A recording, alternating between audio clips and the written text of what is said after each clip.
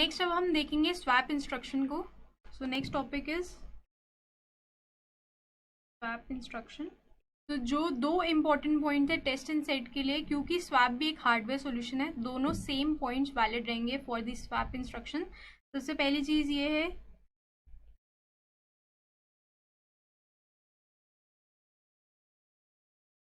कि it is an atomic instruction. Atomic instruction का क्या मतलब है, जब तक स्वैपिंग का प्रोसेस हो रहा है तब तक कोई भी इंटरप्ट नहीं आ सकता। It will complete the entire execution, so it is an atomic instruction. In second is swap is again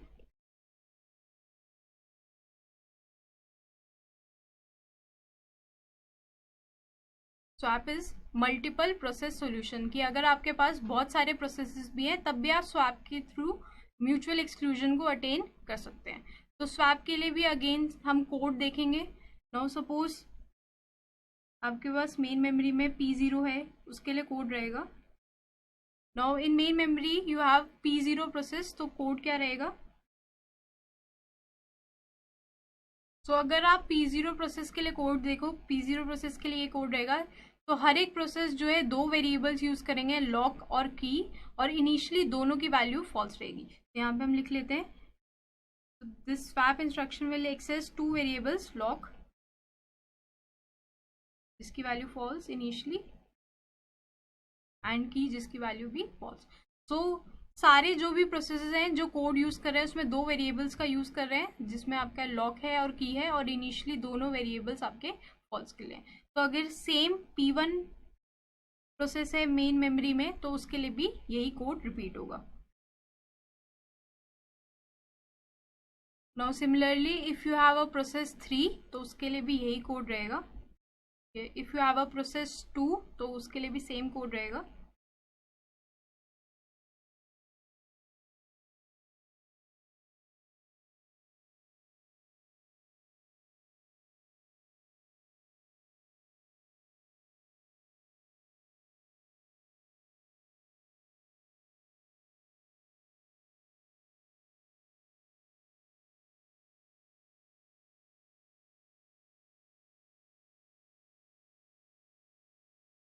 तो ये अगर जितने भी प्रोसेस आपके पास मेन मेमोरी में है, चाहे P0 P1 P2 and so on, तो सबके लिए सेम कोड रिपीट होगा। अब हम ये देखते हैं कि स्वैप इंस्ट्रक्शन से कैसे म्यूचुअल एक्सक्लूजन को हम गारंटी कर सकते हैं विद एन एग्जांपल। तो इनिशियली लॉक की वैल्यू भी फॉल्स है, की वैल्यू भी फॉल्स है, और P0 एंटर करता है टू दी क्रिटिकल सेक्शन। तो P0 ने एंटर किया क्रिटिकल सेक्शन में, फर्स्ट स्टेटमेंट की इसकी क्या है, वाइल की स्टेटमेंट एंड डू की स्टेटमेंट आप छोड़ सकते हैं, it does not mean anything. तो फर्स्ट स्टेटमेंट क्या है, की इक्वल टू ट्रू, तो आपको की को करना है ट्रू। तो की वैल्यू फॉल्स है, उसको हमने चेंज कर दिया टू ट्रू। अब नेक्स्ट स्टेटमेंट देखेंगे, वाइल की इक्वल टू ट्रू, जब तक की ट्रू है तब तक हमें स्वैप करना है लॉक और की को। तो लॉक की वैल्यू क्या है, फॉल्स, और की वैल्यू क्या है, ट्रू। इस टाइम अगर आप देखें लॉक की वैल्यू है फॉल्स और की वैल्यू है ट्रू, हमको इनको स्वैप करना है। तो दैट मीन्स लॉक की वैल्यू अब हो जाएगी ट्रू एंड की वैल्यू हो जाएगी फॉल्स। ठीक है, स्वैपिंग मीन्स जो भी लॉक की वैल्यू है उसे की वैल्यू बनानी है, एंड जो भी की वैल्यू से हमें लॉक की वैल्यू बनानी है। One more important thing is, ये स्वैप का जो इंस्ट्रक्शन है it will always return the की वैल्यू। तो जो भी आपकी की वैल्यू होगी वो इसे रिटर्न करेगा। तो की वैल्यू इस टाइम पे क्या है, फॉल्स है, तो इट विल रिटर्न फॉल्स। तो that means P0 will enter critical section. Simple. आपको क्या करना है, की वैल्यू ट्रू करनी है, फिर जो भी लॉक और की है उनको स्वैप करना है, और ये फंक्शन रिटर्न करेगा की वैल्यू, फिर क्रिटिकल सेक्शन में जाएगा, और क्रिटिकल सेक्शन में जाने के बाद लॉक की वैल्यू कर देगा फॉल्स। तो अब इस टाइम पे देखते हैं, अगर P1 क्रिटिकल सेक्शन में जाना चाहता है तो क्या it will be allowed to enter the critical section और नॉट। तो फॉर P1 देखते हैं, ये कोड रन करके देखते हैं। सबसे पहले फर्स्ट स्टेटमेंट अगर आप देखें P1 की, फर्स्ट स्टेटमेंट क्या है, की वैल्यू कर रहा है वो ट्रू, तो की वैल्यू ऑलरेडी फॉल्स है, की वैल्यू कर दिया इसने ट्रू। फिर उसके बाद नेक्स्ट इंस्ट्रक्शन देखते हैं, वाइल की इक्वल टू ट्रू, तो की वैल्यू ऑलरेडी ट्रू है। फिर नेक्स्ट इंस्ट्रक्शन में क्या कर रहा है, स्वैप कर रहा है लॉक और की वैल्यू, लॉक और की वैल्यू को दोनों को हमें स्वैप करना है। बट इस टाइम पे अगर हम देखें लॉक की वैल्यू भी ट्रू है और की वैल्यू भी ट्रू है, अगर इन दोनों को स्वैप भी कर देते हैं तब भी ट्रू रहेगा। तो अगर हम स्वैप भी कर देते हैं, लॉक की वैल्यू भी ट्रू होगी एंड की वैल्यू भी ट्रू होगी। तो अब ये फंक्शन जो है अगेन रिटर्न करेगा की वैल्यू, तो ये फंक्शन रिटर्न कर रहा है ट्रू। एंड जब भी कोई फंक्शन ट्रू रिटर्न करेगा तो it will move to infinite loop. इसका मतलब P1 will not be allowed to enter the critical section. तो हम ये लिख सकते हैं in short, mutual exclusion is guaranteed. Mutual exclusion कैसे गारंटी हुआ? क्योंकि P0 अगर क्रिटिकल सेक्शन में है तो हमने P1 को अलाउ नहीं किया to enter the critical section, तो mutual exclusion requirement is being guaranteed. अब इस टाइम पे अगर P0 जो है क्रिटिकल सेक्शन छोड़ के जाता है तो क्या P1 will be allowed to enter और नॉट, ये देखते हैं। तो नेक्स्ट स्टेटमेंट, P1 जब क्रिटिकल सेक्शन में एग्जीक्यूट हो जाएगा, काम खत्म कर देगा अपना, तो लॉक की वैल्यू को क्या कर रहा है वो फॉल्स, तो लॉक की वैल्यू ट्रू है इस टाइम पे, लॉक की वैल्यू उसने कर दी वहां पे लॉक की वैल्यू फॉल्स। तो अगर लॉक की वैल्यू फॉल्स करेंगे तो P1 में वापस से स्वैपिंग होगी लॉक और की, तो की वैल्यू क्या हो जाएगी ट्रू से फॉल्स, एंड ये जो यहाँ पे फंक्शन है ये रिटर्न करेगा false, and P1 will now be entering the critical section. तो अगर P0 प्रोसेस क्रिटिकल सेक्शन छोड़ के जाता है तो वो लॉक की वैल्यू कर देगा फॉल्स, और लॉक और की वैल्यू आपस में इंटरचेंज होगी, तो P1 प्रोसेस का जो स्वैप है वो रिटर्न करेगा false, and now P1 can enter the critical section और P2 process will now wait. तो mutual exclusion thing is being guaranteed. अगर हम प्रोग्रेस की बात करें तो progress is also guaranteed. Progress का मतलब क्या था कि अगर कोई प्रोसेस क्रिटिकल सेक्शन में जाना चाहता है तो it should be allowed to enter the critical section. यहाँ पे हम ऑलरेडी देख चुके हैं, अगर P0 को जाना था क्रिटिकल सेक्शन में it was allowed to enter. इस टाइम पे अगर स्टार्टिंग में P1 जाना चाहता तो it would have allowed to be entered the critical section. तो प्रोग्रेस की कोई प्रॉब्लम नहीं है। बट अगर बाउंडेड वेटिंग की बात करें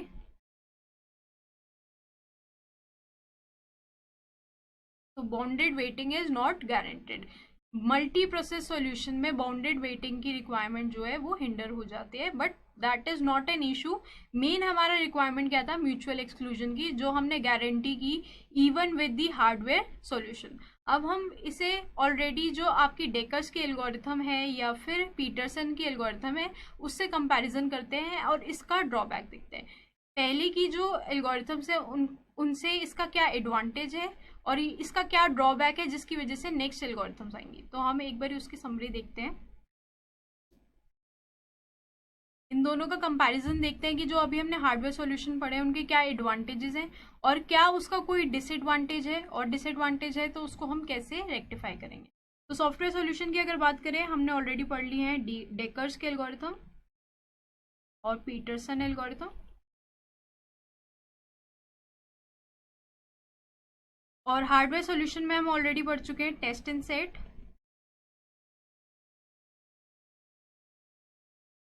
एंड स्वैप इंस्ट्रक्शन। तो हार्डवेयर सॉल्यूशन का पहला एडवांटेज क्या है? पहला एडवांटेज बहुत ही ऑब्वियस है, it is multi process solution.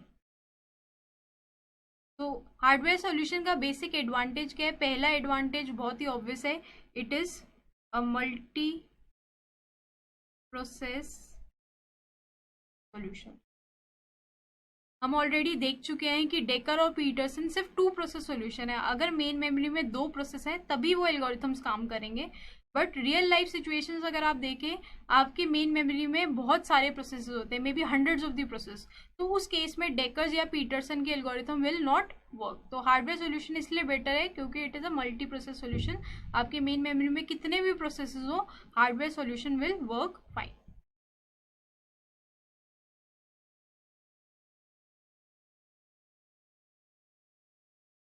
And obviously क्योंकि सेकंड इसका एडवांटेज बहुत ऑब्वियस है, क्योंकि ये हार्डवेयर सॉल्यूशन है, इसमें आपको कोडिंग करने की जरूरत नहीं है, आपको कोई सॉफ्टवेयर लिखने की जरूरत नहीं है, कोई प्रोग्राम लिखने की जरूरत नहीं है। ये हार्डवेयर की जो इंस्ट्रक्शन है, चाहे वो टेस्ट एंड सेट है या स्वैप है, ये ऑलरेडी अवेलेबल है। डायरेक्टली आप इनको एक्सेस करके म्यूचुअल एक्सक्लूजन गारंटी कर सकते हो। बट क्योंकि आपकी ये रिक्वायरमेंट है, this advantage has a disadvantage .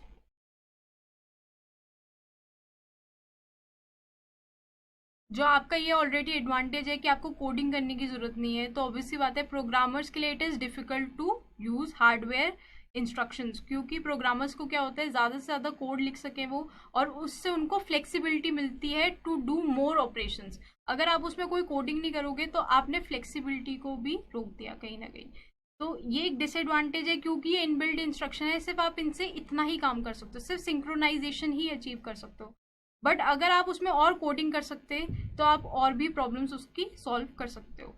And दूसरी चीज़ ये है कि जो माइक्रो प्रोसेसर्स इन दोनों इंस्ट्रक्शन को सपोर्ट करते हैं, सिर्फ उन्हीं कंप्यूटर्स में या उन्हीं माइक्रो प्रोसेसर्स में आप ये इंस्ट्रक्शंस को, सॉल्यूशंस को यूज़ कर सकते हो। तो this is the two drawbacks. First drawback is does not give programmers, first drawback is very obvious, it does not give programmers the flexibility to do more operation। आप इससे सिर्फ synchronisation का काम, की बहुत सारे प्रोसेस हैं और एक साथ क्रिटिकल सेक्शन में ना आ जाए, सिर्फ इतना काम उससे कर सकते हो, बट और कोई काम नहीं कर सकते क्योंकि इसमें आप कोड नहीं लिख रहे। और दूसरा डिसएडवांटेज की बात करें,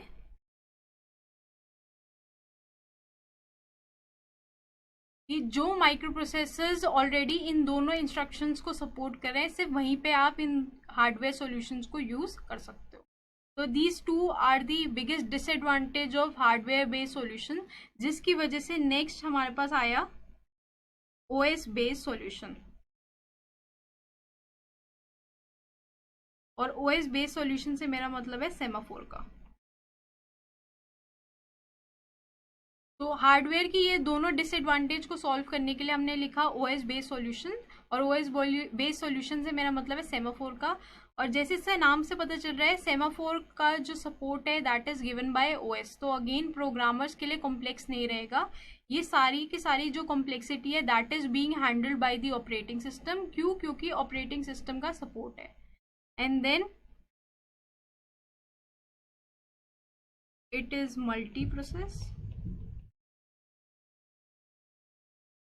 तो अगर हम सेमाफोर की बात करें, इसको आगे के टॉपिक्स में हम देखेंगे, बट सेमाफोर का एडवांटेज क्या रहेगा कि ऑब्वियसली बात है ये मल्टी प्रोसेस सॉल्यूशन भी होंगे, कि एक से ज़्यादा प्रोसेस है तब भी आप सेमाफोर का यूज़ कर सकते हैं।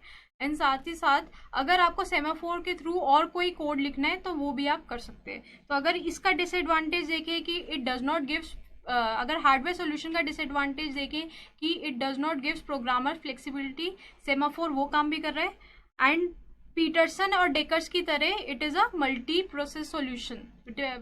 एंड पीटरसन एंड डेकर्स की तरह ऐसा नहीं है कि ये सिर्फ टू प्रोसेस सॉल्यूशन है। तो ऑलरेडी जो सॉफ्टवेयर के ड्रॉबैक्स थे वो भी इसने ओवरकम किए हैं, एंड जो आपके हार्डवेयर के ड्रॉबैक्स थे वो भी ओवरकम किए। तो semaphore is the concept that will be studied in the next class और next topic. So now we'll do a quick knowledge check.